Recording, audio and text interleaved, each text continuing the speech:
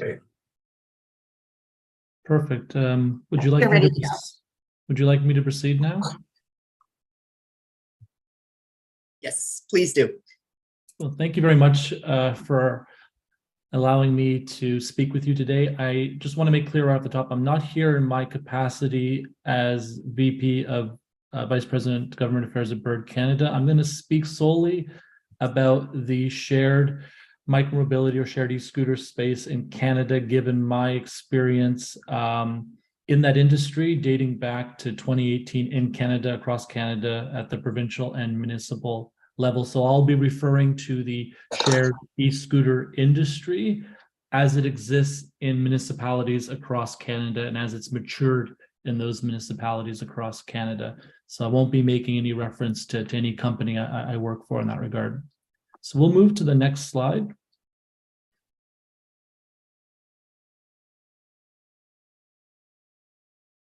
We can move to the next slide, please.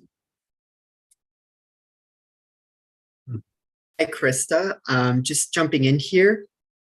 You may have your screen share on wrong because we're seeing the view in PowerPoint, not full screen. Sorry about that. Let me stop sharing and retry that again. No worries.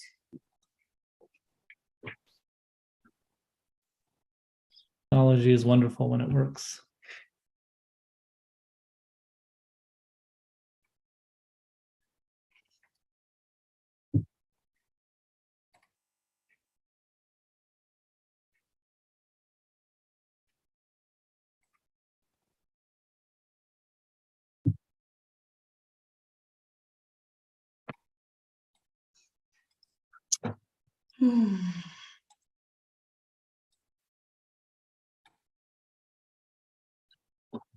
Perfect. Much better. Sorry to cut you off, Chris.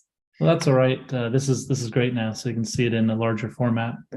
So as I had mentioned, Canadian municipalities are increasingly interested in that first kilometer, last kilometer, and they're approaching that via electric scooter sharing, some also with combined with bike sharing programs. And shared micromobility operates now in dozens of cities across Canada, including Calgary, Edmonton, Okotoks, which is about 30,000 people, Red Deer, Ottawa, etc. Just in 2003 alone, Hamilton, Oshawa, and Brampton are launching scooter programs after RFPs. Saskatoon is expected to issue an RFP over the winter. Vancouver Council endorsed a shared e-scooter program that's going to RFP later this year as well. So lots of developments with programs in larger and smaller municipalities across Canada. Every province of record, BC, Alberta, Saskatchewan, Manitoba is just finishing their process of regulatory development. Ontario, Quebec, Nova Scotia, etc., have developed rules to permit shared scooters on public roads.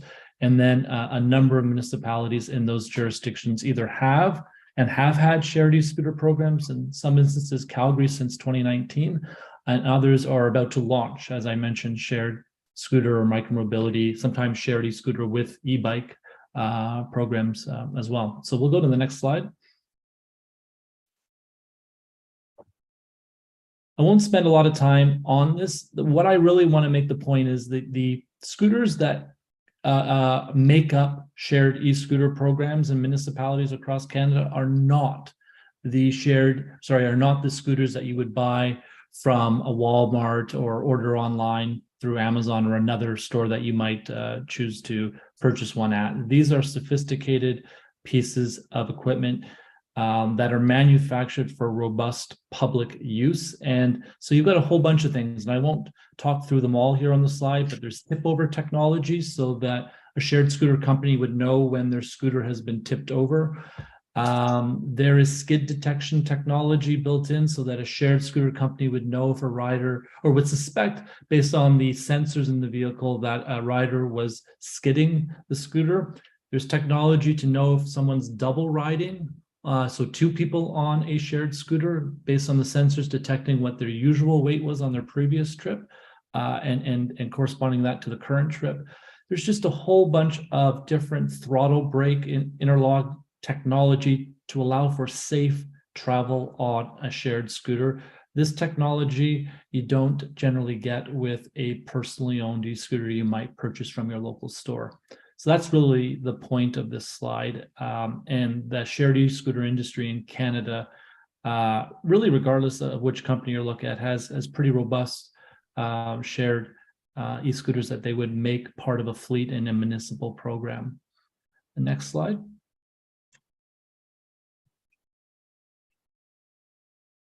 I want to talk briefly about geofencing. Again, this is a feature that you get with a shared e-scooter program that makes up these programs in municipalities across Canada. It's really a feature that you just don't get with personally owned devices. So we'll move to the next slide.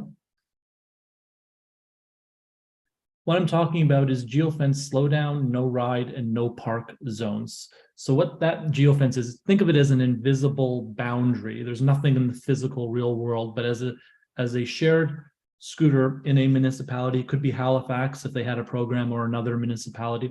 As it enters that zone, the scooter responds. So to either slow down, municipalities, most of them in Canada, permit a maximum speed of 20 kilometers an hour. I would encourage that. Some are 24, but most are 20. The scooter would slow down to the slower speed. Generally, that's 15 kilometers in most municipalities in Canada. In other zones, you could have a no-ride zone. So the scooter would enter that zone, slow down safely and completely to a stop. You could still walk the shared e-scooter like you would walk a bicycle, but there'd be no motor engagement via the throttle on the shared scooter. You could then layer that with a no park zone. So the scooter would be unable to end its trip. So if a rider using a shared e-scooter tempted to end their trip in a no park zone, they would get notified. All of this notification is on the screen on the shared scooter, but also via the app, whatever company app you happen to be using. It would notify the rider that they're either in a no ride, no park, or slow down zone, so that they know how to respond to that. If they're in a no park zone, their trip continues to go, and their credit card continues to be charged. So this is a feature that really gives municipalities, or would give a municipality like Halifax, a lot of control. So you could set up in certain parts of the municipality, for example, if you had existing, I'm making this up, but if there were existing bylaws that said, for example, an e-bike, personally owned e-bike, is not permitted in a park. I'm making it up. Maybe that's the case, maybe it isn't. You could then say, okay, with a shared e-scooter program, we're not going to permit riding in that park or parks as well. And so when the scooter would enter that, before a shared scooter program ever launched, the company that was permitted to operate, or companies, if there was multiple, would have to draw the geofence around that park. And as the scooter entered, it would slow down and come to a complete stop to prevent riding. So it's just a whole host of control municipalities have with a shared e-scooter program. Next slide, please. I want to talk briefly about sidewalk detection technology. Again, this exists with shared e-scooter programs. The scooter enters the sidewalk, it recognizes it's on the sidewalk, it slows down and comes to a complete safe stop. I encourage municipalities to really use this in areas of dense downtown urban cores. So think of, the heavily pedestrianized sidewalks in downtown Halifax. I know I've walked on them myself many times. And you'd really want to apply some of this technology to those heavily pedestrianized sidewalks and to discourage riding from happening. Again, with personally owned e-scooters, you don't get any of that control. With a shared e-scooter program, you have that control. Next slide. I want to talk briefly about how parking has developed in terms of strategies and how that's developed across municipalities with shared e-scooter programs to date in Canada. Next slide, please. So let's start at the top left. That is the street furniture zone. So think of the street furniture zone if you're unfamiliar with the concept. It's an area of the sidewalk where there's lamp poles, park benches, planters, newspaper boxes, mailbox, the Canada Post boxes, etc. It's an area that doesn't block pedestrians from walking. It's near the curb. So most municipalities in Canada permit a shared e-scooter company, if there's a program locally in that city or town, to store their devices in the street furniture zone. That's where riders would go to retrieve a scooter. They would then ride it and return it to a street furniture zone of a sidewalk. Layered on top of that, and again, I'm just presenting what most cities have done to date in Canada. These aren't the only options. These are just where most municipalities have landed. They have then layered on if you go to the photos on the right, a painted box that can be on or off sidewalk with or without the bollards, the plastic tubes you see sticking out. The photo on the bottom left, believe it or not, is actually, it's a mat. It's like a hockey mat you might use skates to walk on around the hockey rink. And that's the benefit of that is it's not permanent as much as paint on the ground with the bollards screwed into the ground. You can lift those up and we can move those to different areas of the city as needed. So they've layered that on. So they said basically you can use those boxes as parking and deployment areas, but you've also got the street furniture zone to use as well. So they really use these sort of boxes and mats in dense urban areas, maybe where the built form presents challenges, perhaps where there is no street furniture zone. This is where they've deployed these additional parking options. We'll move to the next slide, please. Cities then have layered on technologies that shared e-scooter companies have. And what that is virtual parking spots. So you don't need physical infrastructure like a painted box. What shared e-scooter companies will do is, in collaboration with municipal partners, generally before they launch a program in a municipality and also during, because these places you can add them as you wish. Basically, those Ps are for parking. If you click a P, up pops the box generally, and this is the case for, I'm speaking about shared municipal programs and shared e-scooter company apps. So this is what you're seeing is generally consistent across all e-scooter providers. There are some variances on the edges, but more or less the same. Up pops a box with an image of where that parking spot is, what it looks like, a description of it. And if you click the Get Directions function, it actually provides routing and mapping to that parking spot. Those parking spots can be incentivized. So you can offer a discount on a future trip for a rider to use that parking spot. You can put them in an otherwise, that photo you see, the second photo it's all grayed out. That is in Ottawa. It's in a residential neighborhood called the Glebe. The sidewalks there are very narrow. There is no street furniture zone.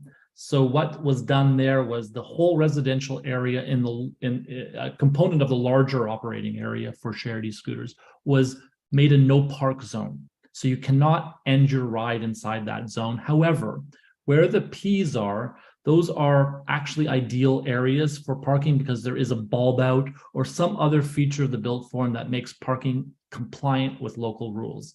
So you can't park anywhere else in that gray box. The app won't let you, the technology won't let you, but you can park in one of those P areas. There are other parking models that work well, particularly in cities like, it may work well in a city like Toronto, for example, that has lots of bike racks. It's called Lock 2, where the scooter has think of it like a bike lock on it. The shared scooter has a bike lock on it, locked and unlocked via Bluetooth technology in the app of the e-scooter sharing company. And you would lock it to a bike rack, for example, or other permitted municipal infrastructure. That works really well in cities that have a lot of that infrastructure. So immediately what comes to my mind is Toronto, Montreal, Vancouver. Hamilton actually is launching their program with Lock 2. Hamilton has a lot of bike racks in their municipality. They've invested heavily in that. Another, sorry, we're going to go to the other slide now. We're actually at 10 minutes, the time.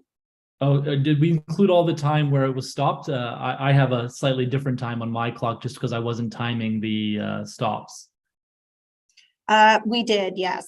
But the chair and the chair's in the meeting now, so we'll recognize Hugh. And if the committee wants to grant you a little bit of additional time, certainly that is up to the committee's prerogative. Sure. So, Krista, Hugh Milbaugh is here. Can you hear me? Yes. Absolutely, Hugh. I'm sorry I wasn't able to get in earlier. I still don't know what the problem was. So I take it that Douglas has been chairing the meeting up to this point. That is correct. You were re-elected as chair, and Douglas has been re-elected as vice chair. I see. Okay, thank you. And I've just been listening to Chris Schaefer, I guess, and thank you, Chris, for your presentation. Did we miss much of the end of your presentation? No, I could wrap up in a few minutes, in 1 or 2 minutes. Happy to do that. Okay, if you wanted to quickly wrap up, that would be good. Sure. Thank you, Chair. So I'll wrap up by saying there's also the addition of shared e-scooter programs have safe street patrols or patrol units that will patrol the street in the operating zone, ensuring compliance with local program rules. They also require end of ride photos, so there's a compliance check. They also fine, suspend, and ban riders as well. We'll move to the next slide. Next slide, please. There's a whole host of in-app rider education tutorials. Next slide.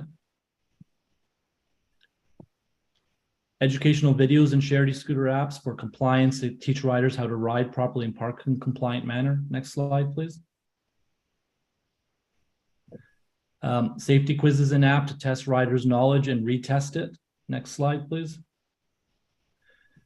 In-person training opportunities for free rides, but also demonstrations in compliance with local rules to give people an opportunity to test ride these things in the municipalities in which these programs exist. Next slide, please. Beginner modes are functions that shared e-scooter companies have that provide softer acceleration and lower maximum speeds on the first number of rides. A city like Halifax could mandate that for a shared e-scooter program. You don't get that with personally owned e-scooters. Next slide, please. Helmet selfies. You can have, a municipality could require a helmet attached to the scooter. We do provide that if that's a municipality's wish. So it would be a shared helmet. And we encourage selfies through the app. We don't store photos, but we give discounts for future rides if they tweet out their use of a helmet to encourage helmet use. Next slide. Safe Start is just a CAPTCHA style test. We can unlock this on maybe evenings, Thursday, Friday, Saturday in student districts. If they don't pass the CAPTCHA test, the scooter will not unlock. Next, and that's designed to discourage riding under the influence. Next slide, please. In-app reporting allows riders or non-riders to report any issue to the local shared e-scooter company via the app or other means available, 1-800 numbers, email, social media, etc. Next slide, please. Thank you for the time, and if there are questions, I'm happy to answer them. Thank you, Chris. Just to let everyone know, in case it wasn't mentioned earlier, you are employed by Bird, and I guess most of what you've been showing is Bird literature. But I know, for example, Neuron has many of the similar technologies available. So this was a learning exercise for us in terms of technologies. So maybe we can go through, if people have a specific question on the presentation, and we'll keep it specific to the presentation. Let's just go through the speaking list. So just a moment. So here's my speaking list for this presentation. Brittany McLean, are you here?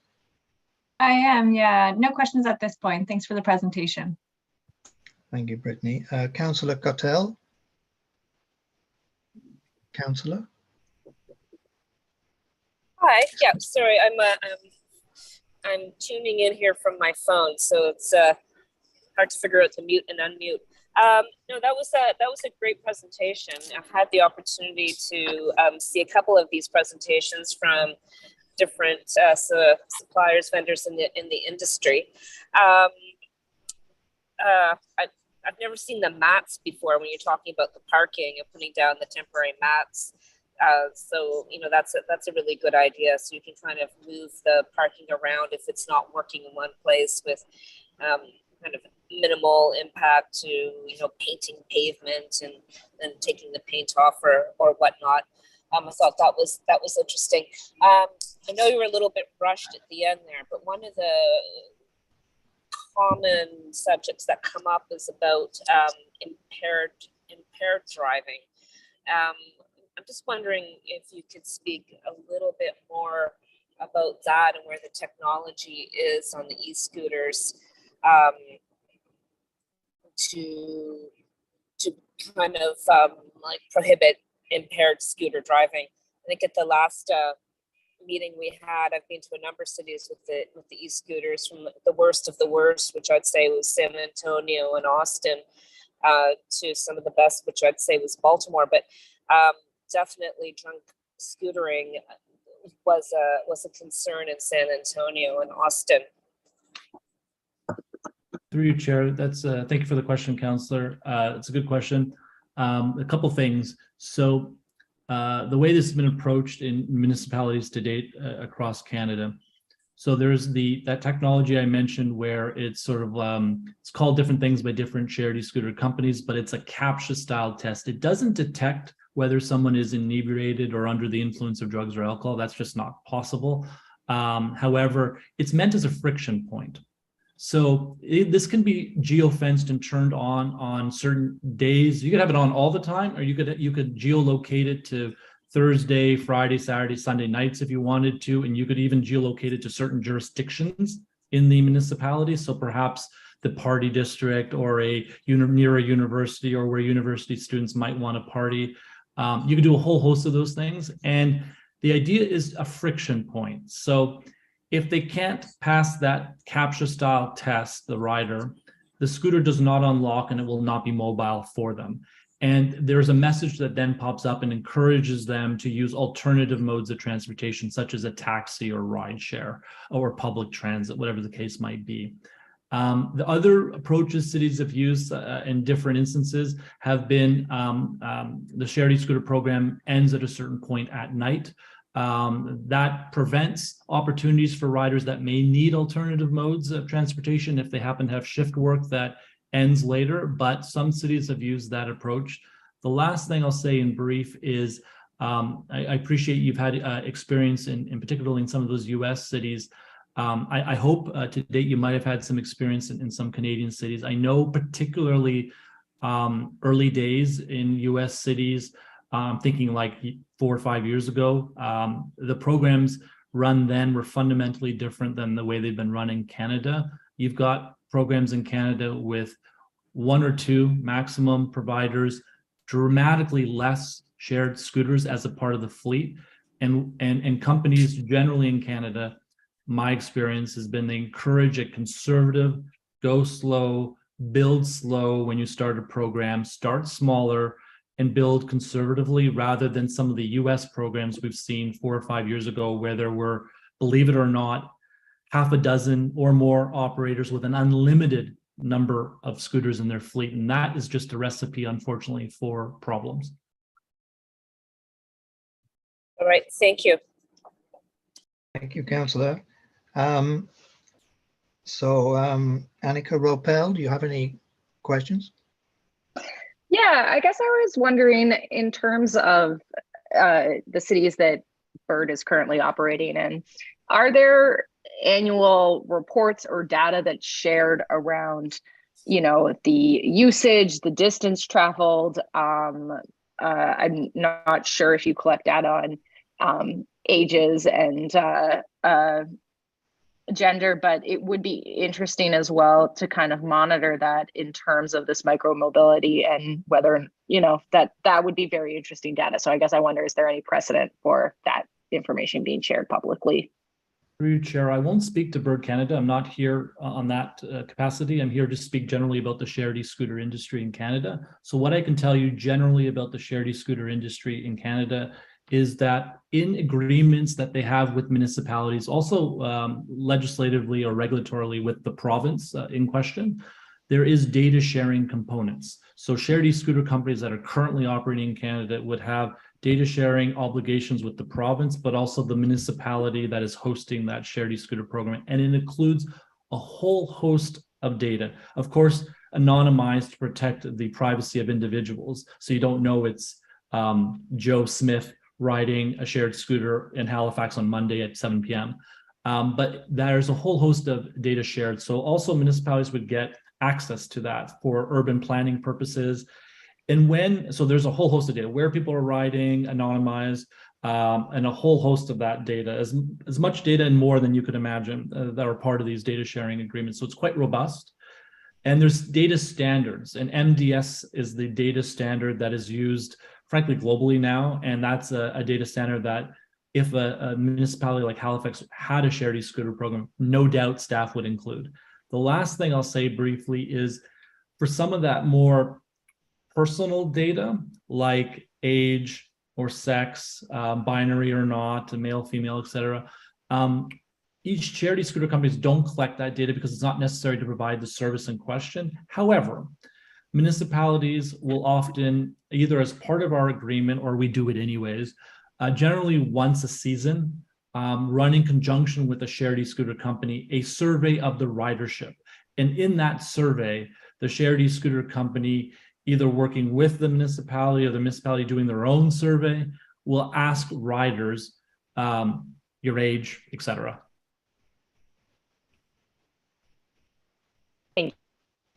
Okay, thank you. Miles McCormick. Thanks for the presentation, Chris. At this point, I don't have any questions. Okay, thank you, Miles. Holly Woodill. Holly? I had trouble unmuting there. No, I just was curious as to who pays for the infrastructure of parking and whatnot. Generally, I would imagine it was the city, municipalities itself.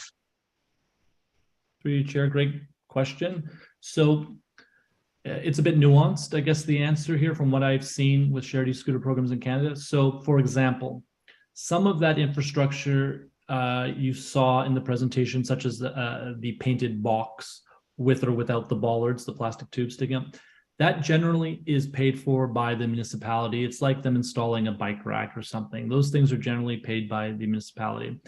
Everything else you saw, all the shared e-scooters companies, when they have permission to operate in a municipality, it's turnkey. There's no, to my knowledge, I don't know any shared scooter company in Canada that has asked for a taxpayer subsidy. That just isn't part of the equation. They will bring the turnkey service, run it from bottom to top every day through the season, really on behalf of the municipality at no cost. There are indirect costs. The indirect cost is staff time, for example, managing and overseeing that program on behalf of the municipality. Built into municipal shared e-scooter program contracts with, say, if Halifax chose an operator to run a program for them, would be licensing fees to offset the cost to the municipality of what I call indirect staff time to oversee the program. So there are ways in which shared e-scooter companies contribute. They also find other ways to contribute. So for example, sometimes there are other funding ways to help encourage and facilitate the construction of what I call ABC lanes, anything but a car, but are traditionally known as a bike lane.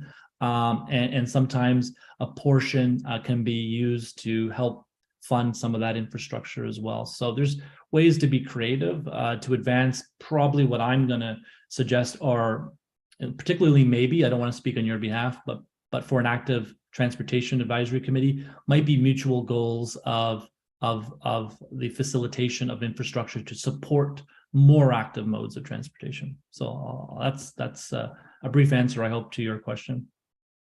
Yeah, it is. Thank you. Okay, thank you. Andrew Taylor, do you have any questions? No. Sorry, was that no? That was no. Okay. Milena?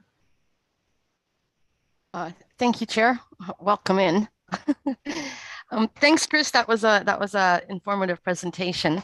So I'm completely blind, and I have two very quick questions. One, what is the reliability of this technology? As we see here, people were having troubles just logging into a meeting, and we know internet services and GPS throughout the city and all municipalities is sometimes great, more often than not so much so. So all of this stuff, the layer upon layer of safety, how reliable is it that this technology will not fail?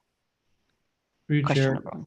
Thank you for the question. Great question. So shared e-scooter companies have been running their programs now since, if I go back in time, but about 2018, give or take. So that's 5 years, give or take now, in hundreds, literally hundreds of cities and towns around the world. So these things aren't new, these programs.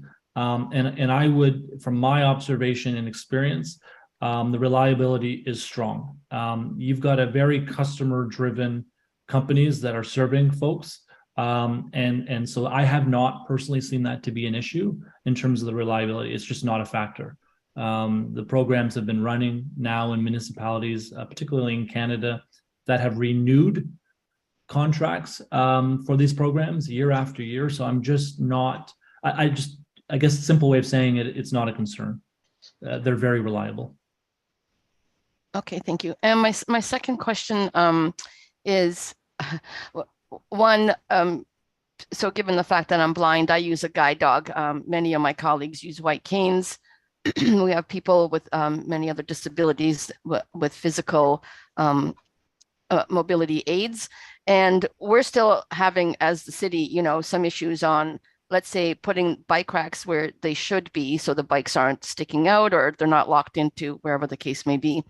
I was told by regulatory affairs nationally from CNIB that Ottawa did everything due diligence on accessibility, safety, and there have been pictures proving that it's become a mess, that the scooters are just dropped on the sidewalks despite the technology and the program that is available. Do you have an answer for that? Yeah, through your chair. So I'm familiar with that program. It's been renewed now for 3 years in a row. So council support for 3 years in a row, going into its fourth year now, if I do the math correctly, since 2020. So I guess that would be 3 years now. Or, yeah, so it's been renewed anyways, point. So the shared e-scooter companies and the municipality worked very closely with the Accessibility Advisory Committee in Ottawa. They came up with a number of strategies, and some, frankly, some first globally in the world, that I think a municipality like Halifax, being later to shared micromobility, potentially, if that's where the council wanted to go, could learn from and benefit from. So I'll give you some examples. Ottawa has sound emission on shared scooters. It's something you don't get with personally owned e-scooters. What do I mean by that? If you're familiar with e-cars, they have that humming noise while they're in operation. There's some noise coming from that vehicle. It's not silent. They used to be, they're not, less so nowadays. E-scooters in Ottawa emit a noise while they're being rented. So while they're in use, they emit a regular noise on a regular cadence. That is designed, obviously, for folks that are blind or hard of seeing, that can't see the scooter approaching, particularly when riders don't use the bell or horn that's located on all shared e-scooters.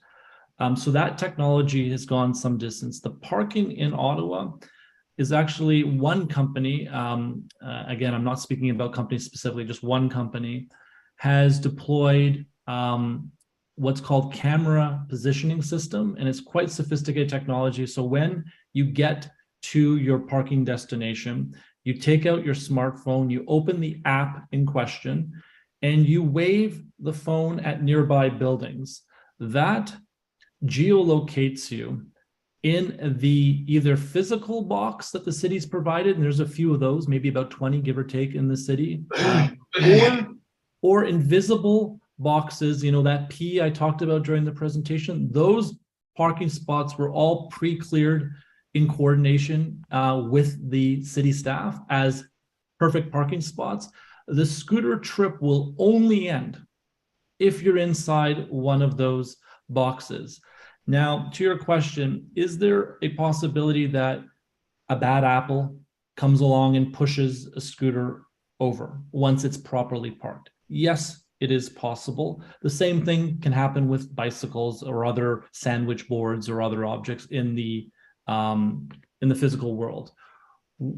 scooter companies in Ottawa have patrol teams that are out, staffed every day, are out patrolling. They are responding to those things where they happen. If a scooter tips over, the scooter company knows about it because there's sensors in that vehicle, responding obligated under the contract with the municipality to their satisfaction in under 15 minutes. So I'm not going to suggest a scooter has never been tipped over, because there are bad apples that will do those things, but there's technologies and teams and responses to those things. But Ottawa, in fairness, was a pioneer globally in sound emission that is now also being required by the city of Hamilton in their shared scooter program as well. Okay, very good. Thank you. And just one last quick question then. All of these, I go back to that there was a function where the scooter can detect if there's two people riding on a scooter, as I've been this past summer where I'm living in my district here, walking with some sighted friends. There have been many riders that are doubling on these e-scooters. So does each function, would it cost the municipality? I know you talked about cost before, but would it cost the municipality extra, or it's just all part of the package?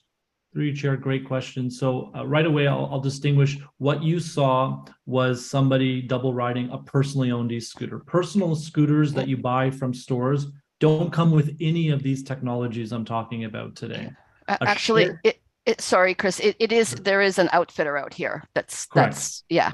I'm familiar with them, and I'm distinguishing them as they're not actually a regulated or permitted sanctioned operator in the municipality.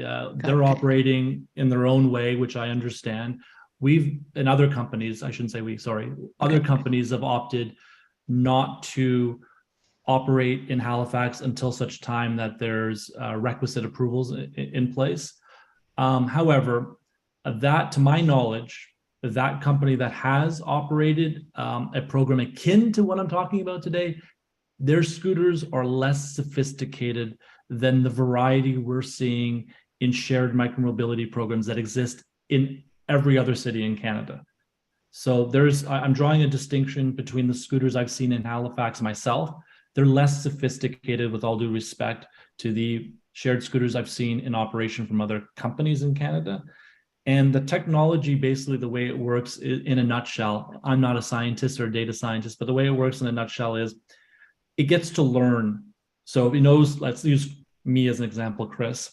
Chris weighs X amount of pounds. I'm not going to divulge it. I've put on some weight since COVID. We all have. So Chris weighs a certain amount of weight, and it gets to learn what Chris's weight is. My weight doesn't fluctuate dramatically day to day, but suddenly on ride 4, Chris suddenly weighs an extra 50 pounds. Chances are there might be double riding going on. So the way this technology works is it would communicate with the rider to say, hey, technology on this ride sensed there may have been double riding happening. It may not be certain that it was happening. Maybe they were carrying heavy books from school in their backpack, and that created extra weight. It would suggest to us, or to a e-scooter company, a shared e-scooter company, that there may be double riding going on. It's an opportunity for a shared e-scooter company to have a touch point with that rider, follow up via email and text, and or via the app, just to say, hey, this was detected. We're watching. If we continue to see this happen over time, you may be fined through the app or banned. And what happens is shared e-scooter companies will ban the smartphone device, not an email address. So you can't simply sign up with a new email address. Your smartphone is banned, and therefore you're effectively, particularly if there's one shared e-scooter company that operates in a municipality, you're banned from riding, period. Okay, thank you. End of thoughts. Thank you. Okay, thank you. Good questions, Milena. Elizabeth Pugh. Yes, thanks for the presentation, Chris. That was really interesting. I should turn on my video here. I guess I'm curious, the parking thing really fascinated me because that was one thing that I noticed. I was in Edmonton in the fall, and I think they have Lime there, and they were everywhere, just dropped off bridges, dropped off ravines. So I find the parking thing quite interesting because obviously that's a cure for that. But I guess my question would be, what kind of percentages of places implement those parking zones restrictions versus the hop off it and leave it in the middle of the sidewalk and go get your coffee approach? Through you, Chair, great question. So what I would suggest is no city, to my knowledge or experience in Canada, has ever really deployed that sort of free-floating drop off, get on, drop off model. That's, I would suggest, is a common perception, and I would suggest misperception. So I'll tell you what I'm seeing is, in a nutshell, and I don't want to take too much time. So generally, the model has been street furniture zone parking, but they've layered on other things. So it's not just as simple as park anywhere you want. So for example, what do I mean by that? What prevents that from happening? Well, if you were to trying to park or end your ride in a no park zone, not possible. If you were trying to use the camera positioning system that is in place by a company in Ottawa currently, where you take out your phone at the end of the ride, open the app and scan your surroundings, that geolocates you within where you are in that city. And if you're not within one of the pre-cleared, pre-approved parking spaces that are either physically demarked in the real world or not, and only marked in-app, if you're not in one of those places, the trip simply will not be able to be ended and your credit card keeps ticking. So those are just two examples. The third example is I talked about during my presentation was a handful of cities. Hamilton is the first one in Canada that will have lock 2 technology. So that lock, like a bike lock on the shared scooter itself, that works particularly well in a municipality like Toronto or Vancouver, Montreal, for example, that has lots of bike racks. Because then you would lock to certain infrastructure. So there's just a host of technologies that have been developed since 2018 that really got away from that sort of perception, I would suggest, of that I get the scooter here and I just leave it anywhere. It's not like that. It's not like that in programs in Canada. Now, the one last thing I'll say is you might raise a rebuttal to that, and it's a fair one. You might say, well, Chris, what happens if a rider simply abandons the scooter in a no park zone? So think of a car. I could ride my car in Halifax or any other city in Canada, and there could be a sign that says no parking here. And I could pull up the car, park the car, get out and walk away. There's nothing to stop me from doing that. Well, in the no park zone, the disincentive is your credit card keeps ticking and your app is telling you basically like, hey, you can't park here. It's not permitted. Your credit card is being charged. 99% of the time, that's enough for riders to move and relocate to a compliant parking area. For the bad apple, there's always a bad apple. And they may decide, you know what? I have lots of money. I don't care. I'm going to abandon my scooter like I could abandon a car or a bicycle or any other mode of transportation. What happens is sends a message to the back end of the shared e-scooter company technology, sends a message directly to that roving team, local employees on the ground in Halifax or any other municipality every day. They get a message saying abandoned scooter. They go into that no park zone, 15 minutes or less, retrieve that abandoned scooter, the odd instance where it might be abandoned, and bring it back to a permitted parking area. So there's always, what I would suggest, the last thing I'll say is there's technology, and then there's layers if something fails, if you like. There's the last sort of catch is that human employee on the ground every day in the operating zone, responding to those things when the technology the filter of the technology has been gone through that funnel, if you understand what I'm saying. Okay. Thank you. I hope that's a satisfactory answer. Paul Young, do you have any questions? Yeah, sure. I've got some comments and some questions. I'm not sure, being a newbie here, I'm not sure if the commentary is appropriate at this time. You can shut me down if I'm not. First, very, very interesting presentation. I really salute the idea that these scooters are starting to make sounds. Whether you're talking about other users, headphones, whatever. It's that I think that's a really terrific advancement. But thinking about this in the Halifax context, if I read correctly, I believe that scooters are not allowed on sidewalks in the HRM. That is correct? Yeah. Which basically means that they're going to be mingling in the same places that bicycles or e-bikes go, which really limits, in the HRM, the number of places that they would be going. And I bring this up because I'm thinking about Ottawa and I'm thinking about Calgary, two cities I know quite well, who have invested and have their newer cities and have the space to build in the infrastructure for a really extensive set of bike paths. And those bike paths have been repurposed for these e-scooters. And I think that's a very good use case. So introducing these e-scooters into an environment where there is already a very mature infrastructure is a very, very good start. And again, I'll take it one step further. I mean, at the very beginning of the presentation, you pointed out that the whole idea here is that first kilometer, last kilometer notion. Makes sense, totally agree. But again, both of those have got to do with a public transportation system that's based on a backbone. So, Transitway in Ottawa or the LRT that works in Calgary, those things really make a lot of sense. And then you get off those public transportation and you take that last kilometer. So my question goes back to the data sharing and the data collection is, what are the use cases? What are people actually using those for in those different municipalities?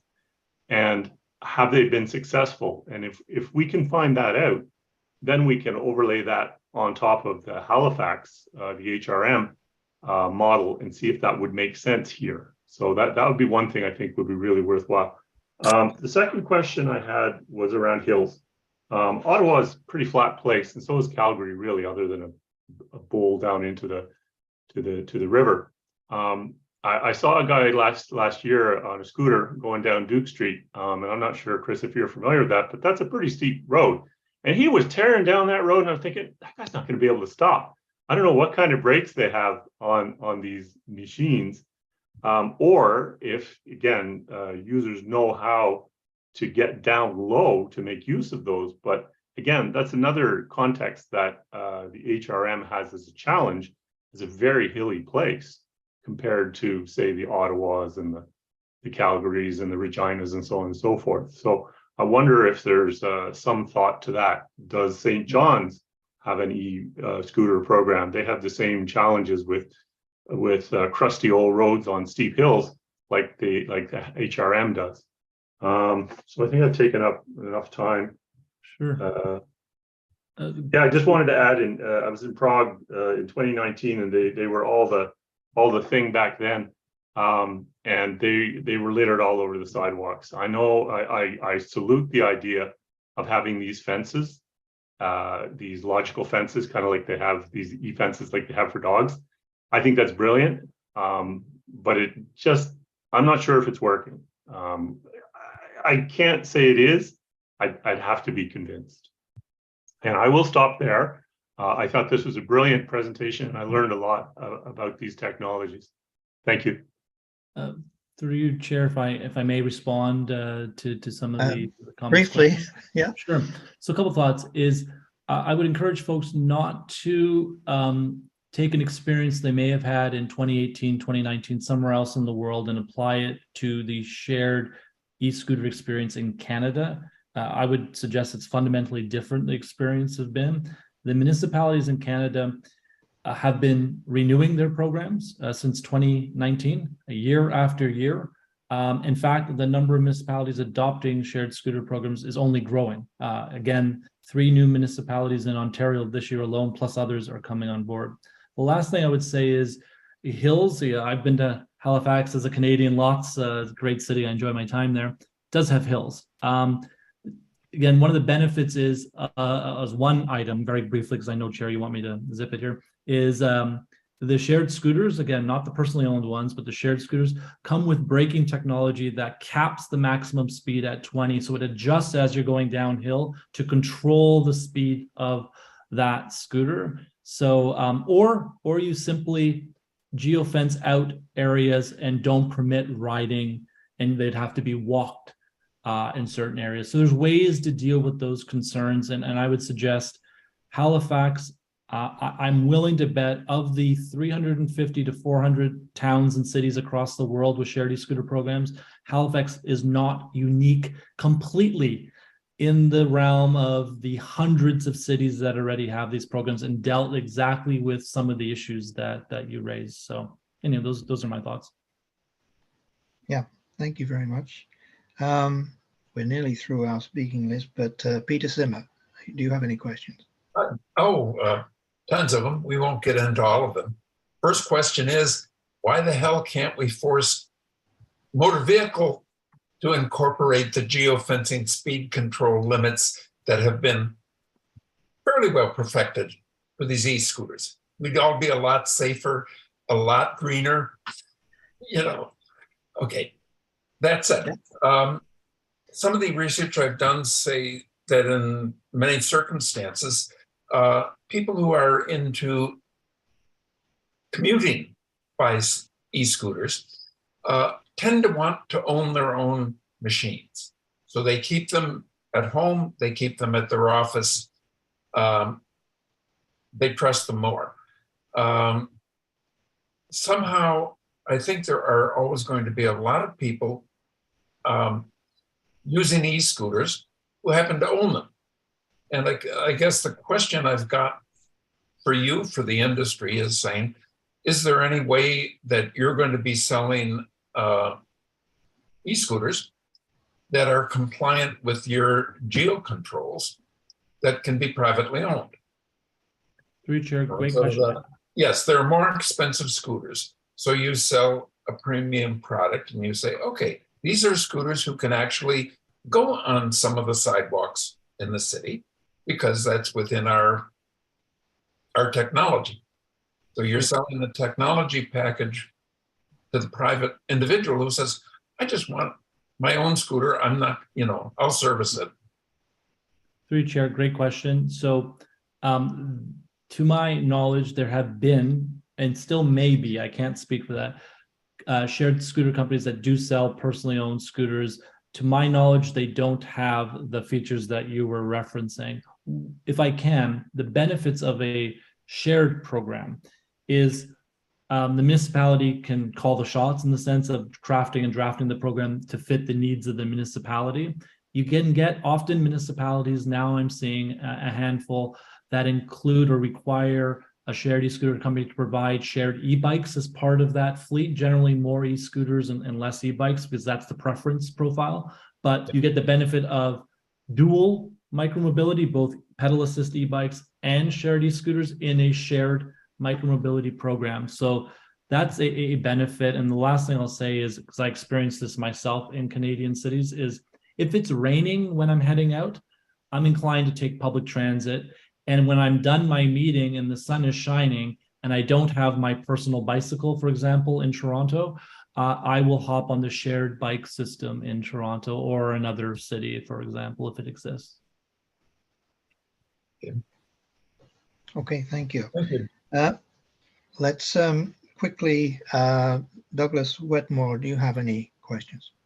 Yes, being considerate of time, the only question I'll ask is if I can get your email and maybe continue some much more deeper questions where we have a little bit more time. Through Chair, the email was in the presentation deck. The last slide has my email address on it. Perfect. Thank you very much. Okay, very good. I don't have any questions either. I thought what I caught of your presentation was very good, and the presentation is available to the committee and to the public anyway. And so with that, we should maybe move back to to the agenda item where I was going to make a presentation and a motion.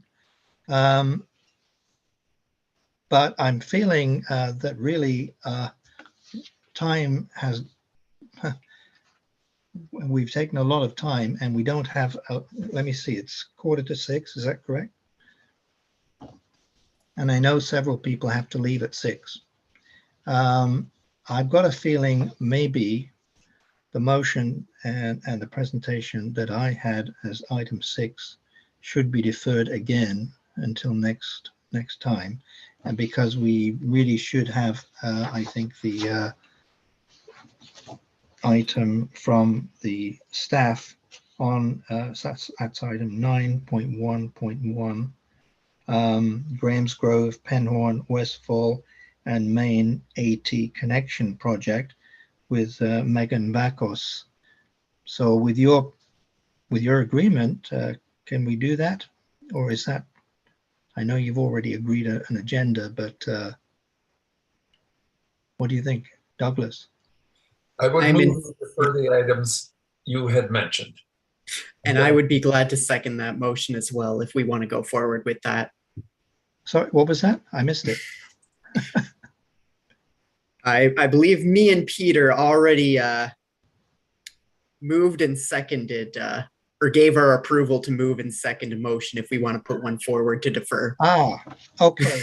Well, we could with very little time for discussion, we could certainly go with the motion. If it's been moved and seconded, perhaps I can briefly speak to it then. The motion under item 6, here we go, is actually very general. It doesn't commit anybody to anything. It's simply asking or recommending that the Transportation Standing Committee direct the Chief Administrative Officer to prepare a staff report on the potential regulation of e-scooters and e-bikes, including consideration of, but obviously not restricted to consideration of. And then there are those 5 items. Shall I briefly read those?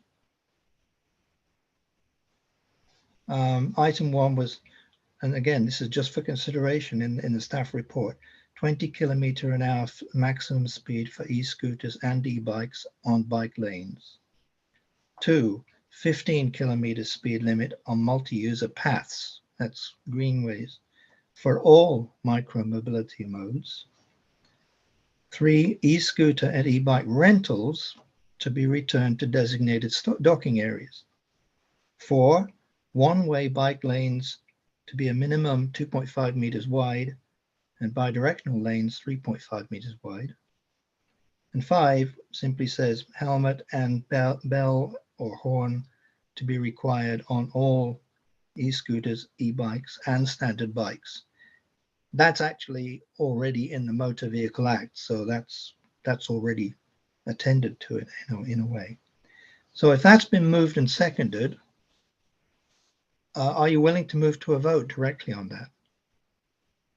And I guess, Douglas, you should be dealing with this. I believe so. Did anyone want to speak up on that before we go forward with a vote? I thought the motion was to defer. Are we now moving whether or not the whole thing goes ahead? I think, to be perfectly honest, that's what I thought as well. But if we want to perhaps defer the discussion, but keep the motion, what are... I'm sorry, maybe I misunderstood. Did you say you had moved to defer the motion? Yes, I believe me and Paul wanted to defer the motion. Ah, I'm sorry. I thought you had moved and seconded to consider the motion. I'm sorry about that. I didn't want to steal your spotlight highlighting it again, though. Okay, so that's fine. If it was moved and seconded to defer the motion, well, the motion hasn't been put on the floor, actually. It can be deferred until our next meeting. All right. I see Krista's coming off mute. Oh. Yes, Councillor Patty Cuddle. Yeah, thank you. So just to speak to the deferred motion, I'm just wondering if Dave McIsaac is here. And I know there have been some reports about e-scooters at council, and I don't know what they are offhand. I'm just wondering if you do, Dave, and if they're similar to what's being presented here in any way, or where this motion would go in regards to the work that's already being done by staff. I see David's got his hand up in the chat there, so if you want to jump in and respond to that.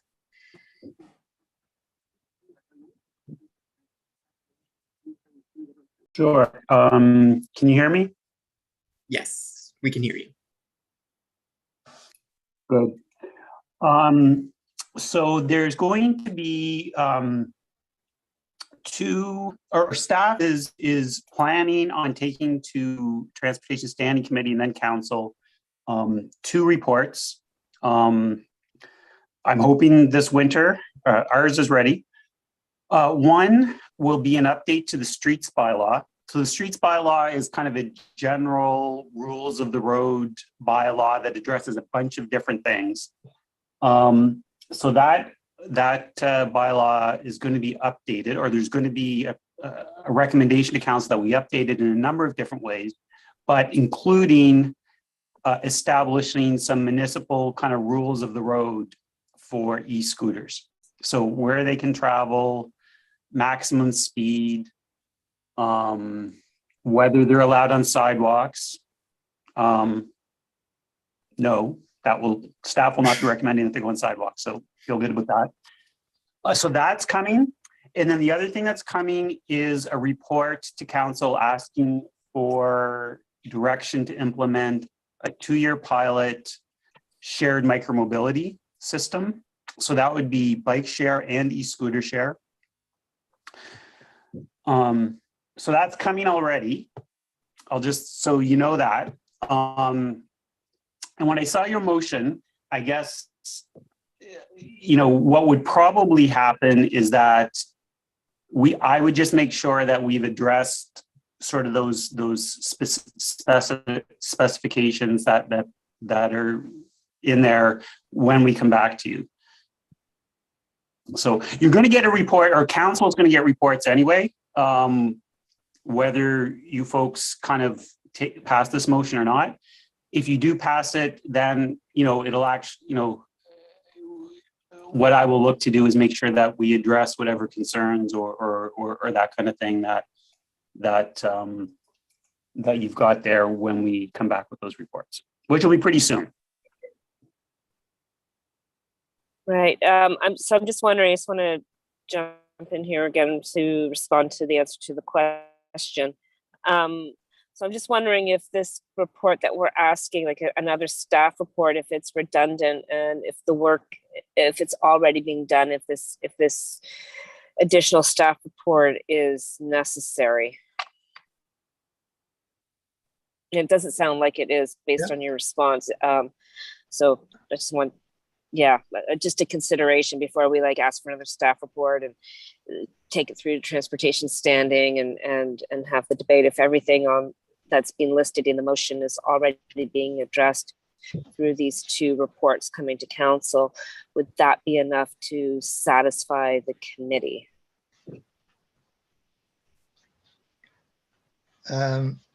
If I can respond, Councillor, based on David's response, it seems that staff are already in the process and nearly ready to submit a report, and it will deal with the items that were in my motion.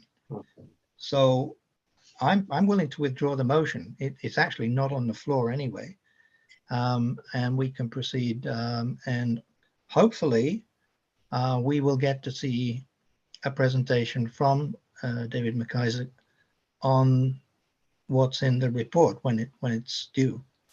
And I don't know whether that means it might come to us before Transportation Standing Committee, or it might come to us after. I don't know.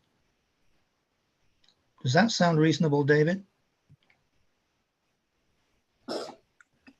Yeah, it sounds, I guess it wouldn't come to ATAC before it went to Transportation Standing Committee. Yep. I mean, there's kind of 2 ways. I mean, I've heard your concerns and I've seen that list of recommendations. So you can just leave it with me and I could just staff person to committee, commit to making sure that we address all those things when we take our report to council. I think we will. I think we already do. Or if you did want to get the Transportation Standing Committee to give some direction to staff,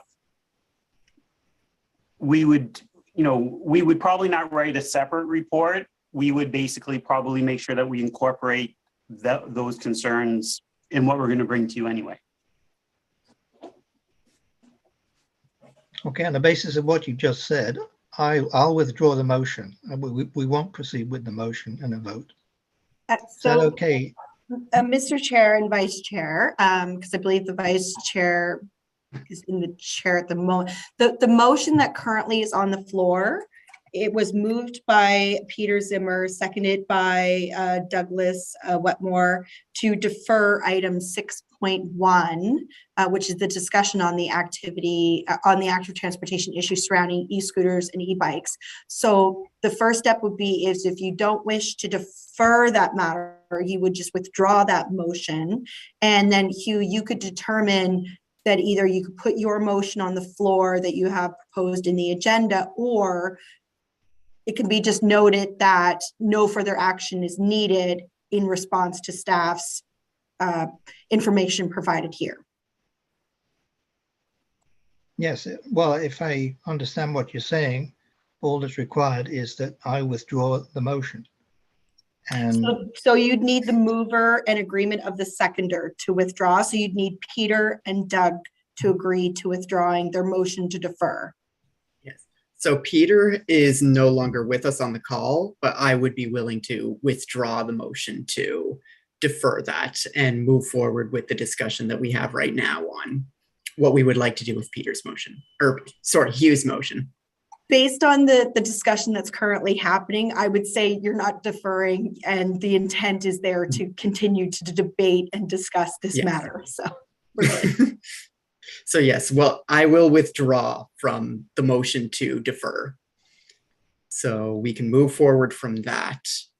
And then now we can continue to discuss whether or not we'd like to further discuss this, put the motion on the floor, or consider it no further action. My understanding is there is not a motion on the floor now. There is no longer a motion on the floor. That's correct. Right. And I am, so we haven't moved and seconded the motion that I had proposed, and I'm now withdrawing the proposed motion.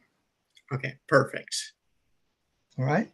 Yeah, yes. So the action right now would just be that no further actions needed.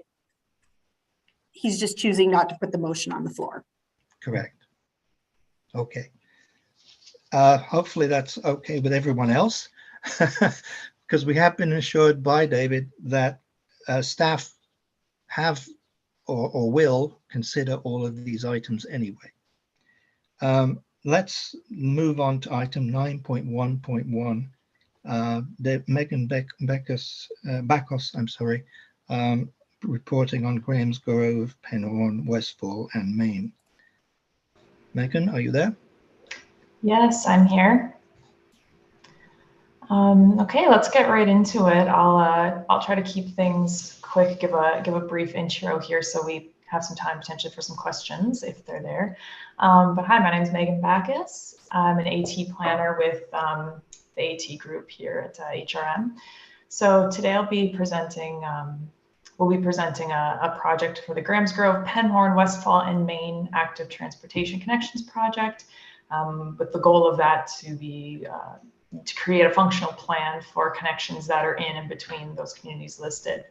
I think it's a really exciting project because it not only addresses one of the gaps that we currently have in our AAA regional bikeway network, but it also considers how to improve some of the AT permeability across the circumferential highway, which is currently a huge connectivity barrier between some of these communities. And it also addresses some of the candidate bike routes that are outside of the circumferential highway that have been identified in our AT plan. So we have hired Englobe and Upland as consultants in order to support us in this work. So without getting too into the weeds, I'm going to pass things over to Kevin Cooper. So he's a planner with Upland, and he's going to provide a quick presentation on the project and a little progress update on the work that we've done so far. And then after that presentation is done, we can see if anyone else has any questions about it. So Kevin, are you there? I'm here. Can you hear me okay?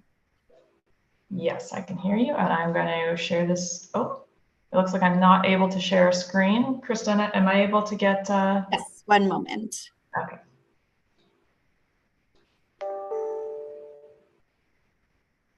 You should have those sharing capabilities now. Perfect.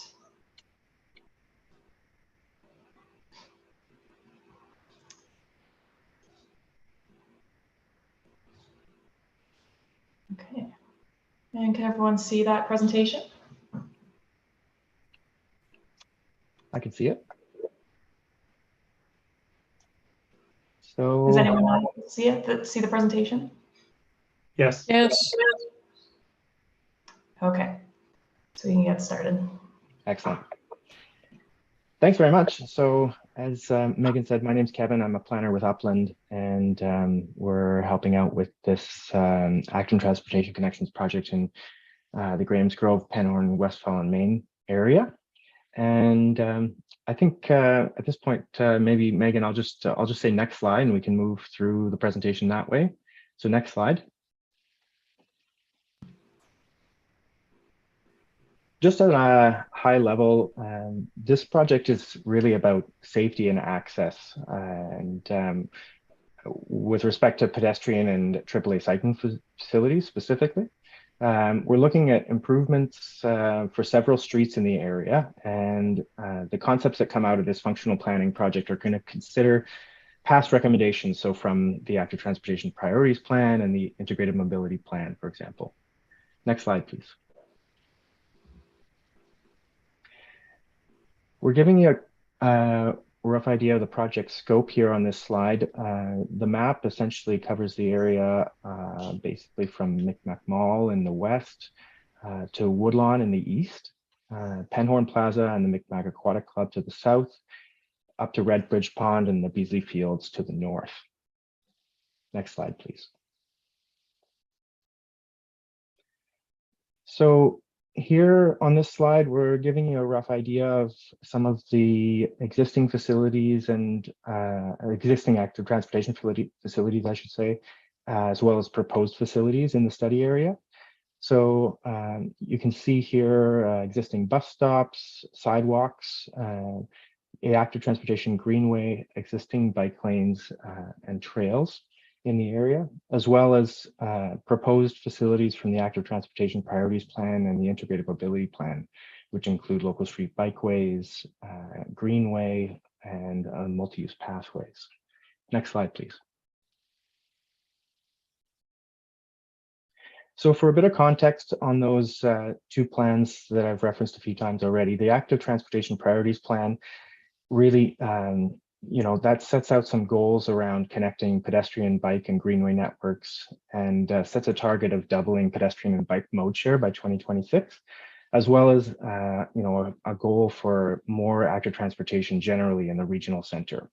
While the Integrated Mobility Plan takes a complete streets approach, looking to improve comfort and safety for all modes of travel, including pedestrian, bicycle travel, and transit, as well as moving people and goods. Streets can be destinations and important places for public gathering. The IMP, the Integrated Mobility Plan, also proposes an accelerated build out of local and regional networks of protected bike lanes, multi-use paths, and local street bikeways to create that AAA bikeway network. In the regional center, at least 60% of all trips by 2031 are envisioned as being taken by foot, on bike, or by transit from the Integrated Mobility Plan. Next slide, please. So you get an idea of the timeline of our project here. At the moment, we're in, I guess, the winter of 2023, 2022, 2023. So it started with a document review and site visits, talks with community leaders last summer. And through the fall and winter, we've been undertaking preliminary engagement. That's just wrapping up with an engagement summary, at this meeting, and the What We Heard report, which is soon to be published online. And then at the next stage, we'll be moving into concept designs and an evaluation framework, and finally draw on some more public feedback to develop a preferred option and the functional plan. Next slide, please. So I want to give you a summary of what we've done through this engagement, this recent engagement over the course of the last few months. Through our conversations with community leaders, including local councillors, Village on Main, and the Penhorn Lake Area Trail Association. We've heard a variety of themes come up with respect to active transportation in the city area. We also undertook a series of walking tours with community leaders, as well as with Nova Scotia Department of Public Works, Walk and Roll Halifax, Bicycle Nova Scotia, and the Ecology Action Centre.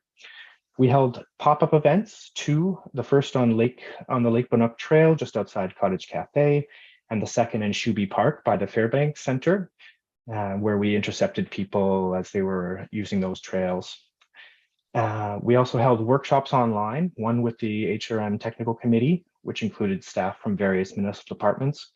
And then we held two of those workshops with external stakeholders that listed from before, with the Nova Scotia Department of Public Works, Walk and Roll Halifax, Bicycle Nova Scotia, and the Ecology Action Centre. We also hosted an online survey and an online interactive map. So those were on the Shape Your City website from November 14th to 30th. Through the map, we received comments from 20 people, of a total of 157 comments, and we received survey responses from 164 people. We were also promoting the project through social media, councillor newsletters, and a mail out to residents in the area. Next slide, please. So through the engagement, we heard a wide range of topics come up, but these could be boiled down to these major themes. And so I'll just go through them one by one. Connections to existing destinations. So we heard about the importance to connect to commercial areas, to healthcare facilities, parks and lakes, and transit terminals. We heard about vehicle and active transportation conflicts. So the lack of separation as being a #1 barrier for people, and the large volume and high speed of traffic on certain routes as being a challenge as well. We heard about intersections and crosswalks. So we heard about the spatial constraints, and a suggestion for an inventory to be conducted of the potential or the capacity of intersections to accommodate new active transportation improvements. We heard about the short crosswalk timing in some places where that could be lengthened potentially to improve accessibility, and bicycle detection at traffic signals is something that we heard on a wish list, as well as better snow clearing. In terms of parking, we heard about the excessive supply of surface parking generally and how that can impact walkability. We heard about active transportation connections through parking lots as a suggestion for potentially how to address things in the short term and going forward.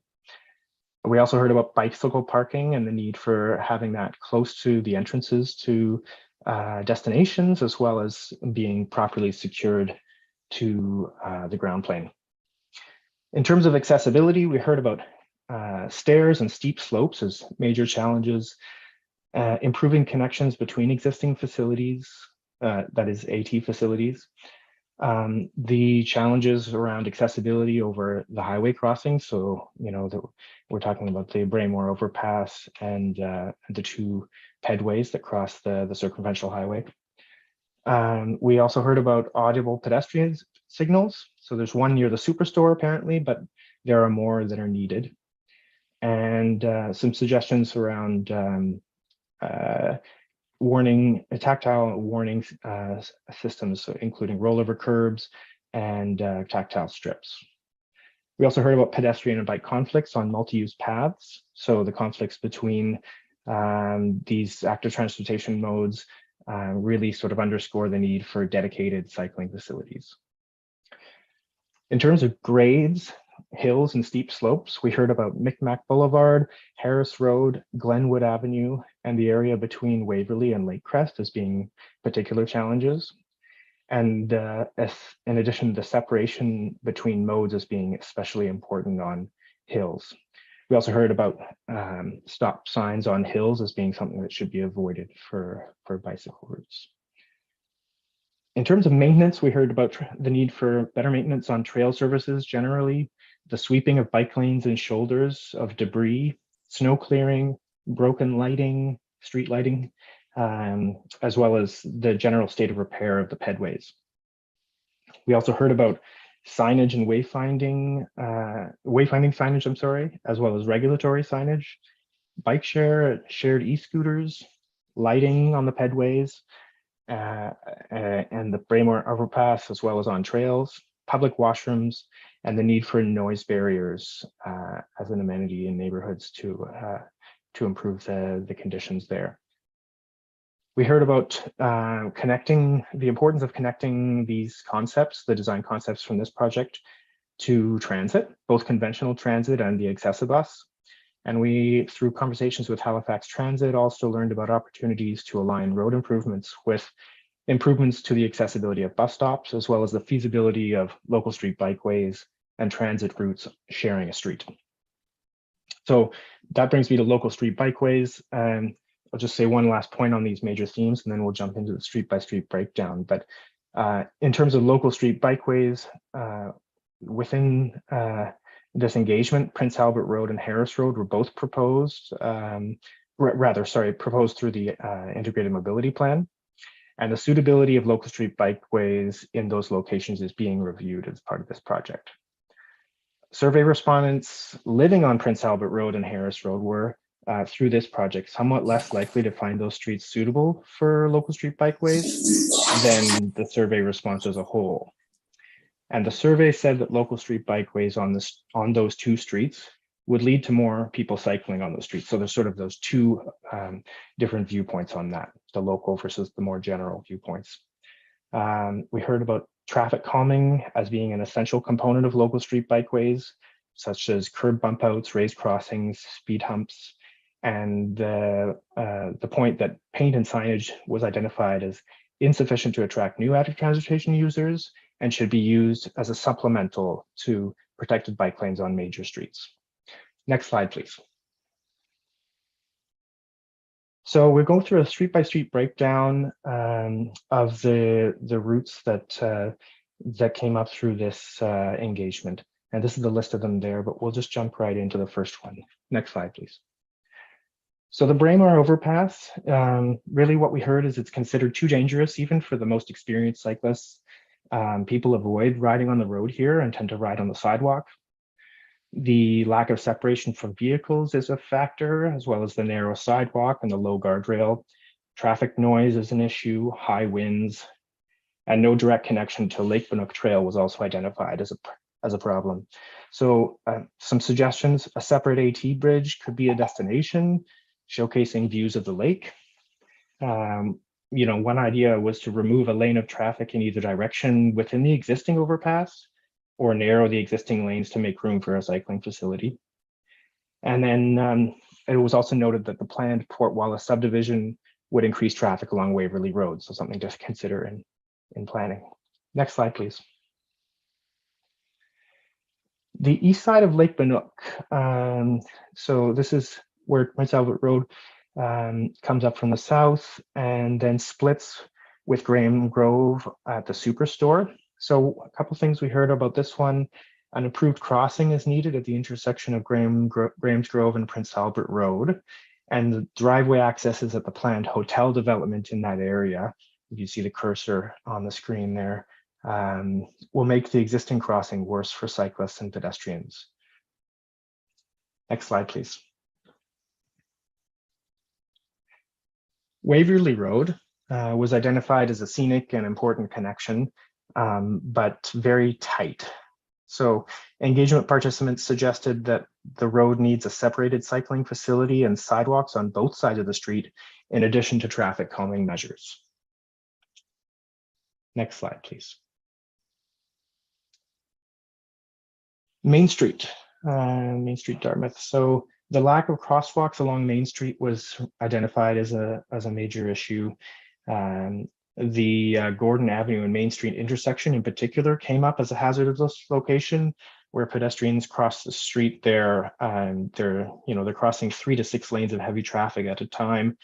And the routing for cyclists is unclear at that intersection. I know that there's some changes that take place from one side of the street to the other. So many cyclists avoid Main Street, instead use side streets as alternate routes. We heard about Tacoma Drive and Lake Crest Drive as candidates for parallel cycling facilities. Apparently both have high traffic volumes and no cycling infrastructure. But we also heard that cycling infrastructure is needed along Main Street itself, as well as Tacoma Drive, in order to access shopping and services. Next slide, please. So Harris Road is a relatively flat, low traffic volume residential street. This one here is in blue along the edge of the Circumferential Highway. And it was identified in the AT Priorities Plan as a proposed local street bikeway. It also supports the transit route in both directions, bus number 62. And it's relatively narrow, so there's no sidewalks and about a 7-meter distance from curb to curb. A couple of the intersections we heard about Prince Albert Road and Beacon Street as being a little bit confusing, and the point that sidewalks are needed, especially between Jean Avenue and the Penhorn Lake Trail, as well as traffic calming measures along the length of the street. Next slide, please. So the Main Street pedway pictured here is well used and serves an important connection to the study area. Concerns that we heard through this engagement include the lack of access for bicycles, the lack of connections to intended destinations, safety concerns at the entrance or exit to the overpass. And we heard about how it connects to a narrow elevated sidewalk with no separation from vehicles. There are also snow piles in the winter that are created where municipal and provincial snow clearing routes meet, as well as the sharp turns, at the top of the ramp there, right at the corner, make it difficult for cyclists and people using mobility devices. Next slide, please. The Harris Road pedway connects Harris Road with Oakwood Avenue via a gravel trail to the Tacoma Plaza that's not maintained along that trail. But stairs on both ends of the pedway here. It's about 25 to 30 steps on the other side. And the structure is in need of improvement in terms of accessibility. So it was suggested ramps or elevators would improve the conditions there. Another idea that came up was bicycle wheel ramps. So, the sort of the trough that can be bolted to a staircase to improve accessibility for cyclists in the short term. Signage at either side of the pedway would also help to direct users to connecting facilities. Next slide, please. So lastly, the Lake Bannock multi-use path. We heard that it's not actually wide enough for the amount of AT traffic that it gets.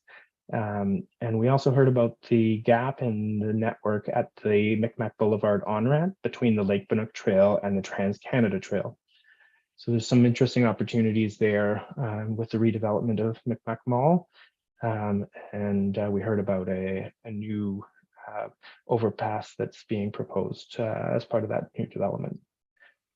The parking lot at Paddler's Cove also creates hazards. It's off the map here, but there's no clear trail signage provided at that location, as well as vehicles parking at the Micmac Aquatic Center, which creates another risk of vehicle doors opening into the trail. Next slide, please. So that's it from me in terms of the outline of the project to date. Just to open up to questions. Thank you. So yeah, I do know that we also had, I believe there was another item on the agenda. So I mean, it's up to chair if they want to do questions for this presentation, or if we do have to get to another item, just in respect of time.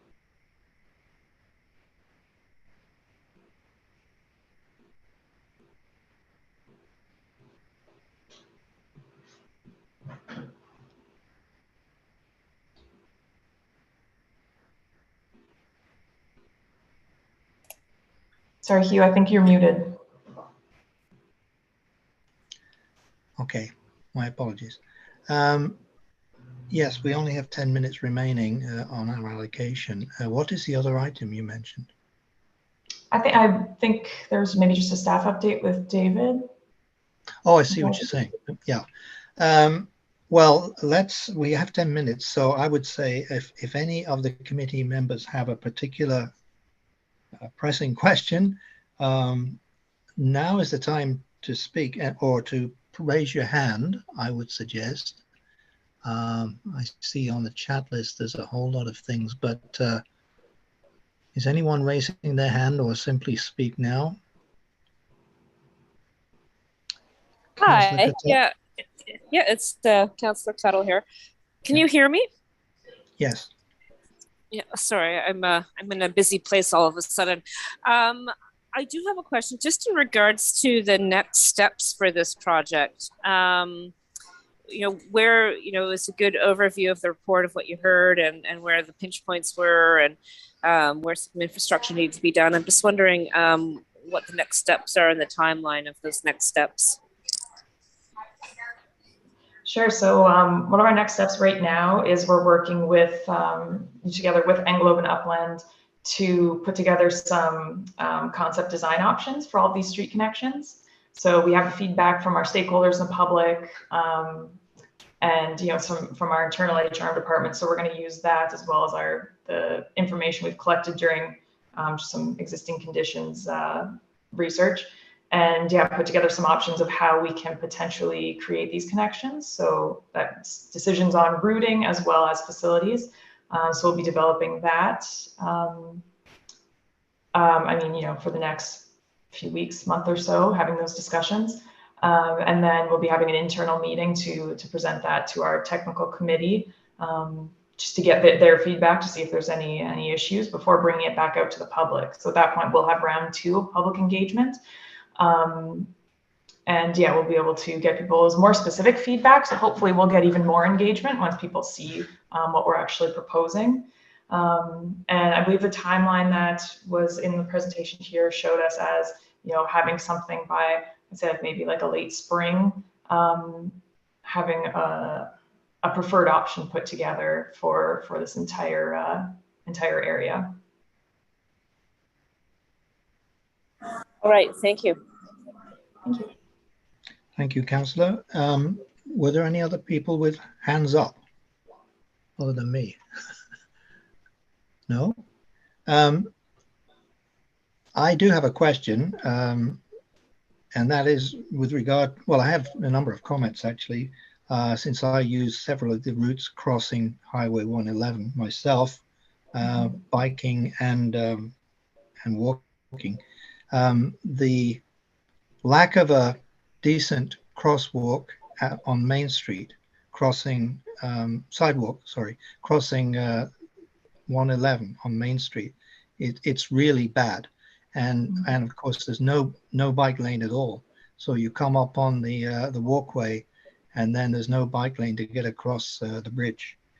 Similarly, the pedestrian walkway at Harris Street is atrocious. Trying to get a bike across there you need a lot of energy or strength, and frankly, that bridge is 50 years old and should be completely replaced. And then finally, the Portland Street sidewalk is very narrow and should be replaced. Should be extended, or preferably there's a completely separate walkway and or bikeway across that location. I hope those ideas can be considered. Any other questions or comments right now on this? Then I think we should conclude. We're actually out of time. David McIsaac, are you still there? David's not there. I am. Oh, you No, are. no, no. David, I'm sorry, we have run out of time. And was there anything pressing that the committee should know about right now, or will it wait till next time? Most could wait till next time. The only thing I would just flag for the committee is that we are in the middle of budget season, and council is looking at various options to fund what we want to do, or raise taxes, or cut stuff. So for active transportation, we're generally pretty good. Council is going to consider whether to increase the new sidewalk budget by $3 million. So that's something, but yeah, I guess I'll leave it at that. That's the big priority AT thing, right now, I'd say. Okay, thank you very much. And I apologize to the committee again for not getting in on time and missing the first part of the session. And I apologize because we've run out of time. But there's always next time. So unless anyone has any final concerns or thoughts? Yes, no? Okay, then date of next meeting, that is important. February the 16th is the date of our next meeting. And I certainly hope I can get in on time for that. With that, a motion to adjourn, please. Holly will move. Thank you, Holly. That's not, we don't need a seconder to that. So the meeting is adjourned. Thanks a lot, everyone. Bye-bye. Thank you. Bye now. Have a good night, everyone. Bye-bye. Thank you.